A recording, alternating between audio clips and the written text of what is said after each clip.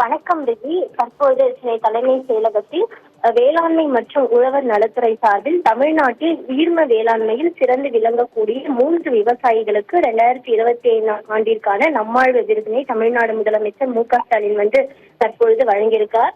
குறிப்பாக இந்த விருதை பொறுத்தவரையில் இயற்கை வேளாண்மையில் நம்மாழ்வார் ஆற்றிய பெரும் பங்களிப்பை அங்கீகரிக்கும் வகையில் இயற்கை வேளாண்மையில் ஈடுபடுவதோடு அதை ஊக்குவித்து பிற இயற்கை விவசாயிகளுக்கும் கை கொடுக்கும் வகையில் விவசாயிகளுக்கு தமிழ்நாடு அரசால் நம்மாழ்வார் விருது வழங்கப்பட்டு வருகிறது கடந்த 2 ஆண்டுகளாக.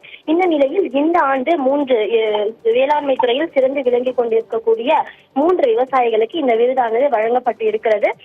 தமிழ்நாடு முதலமைச்சர் மு.க.ஸ்டாலின் இந்த விருதினை தற்போது சென்னை தலைமைச் செயலகத்தில் வழங்கியிருக்கிறார். மேலும் தமிழ்நாடு அரசு பணியாளர் தேர்வாணையம் மூலமாக இளநிலை உதவியாளர், தட்டச்சர் மற்றும் சுருக்கெழுத்து தட்டச்சர் பணியிடங்களுக்கு தேர்வு செய்யப்பட்டிருக்கக்கூடிய 151 நபர்களுக்கு பணி நியமன ஆணைகளையும் தமிழ்நாடு முதலமைச்சர் மு.க.ஸ்டாலின் வழங்கி வருகிறார்.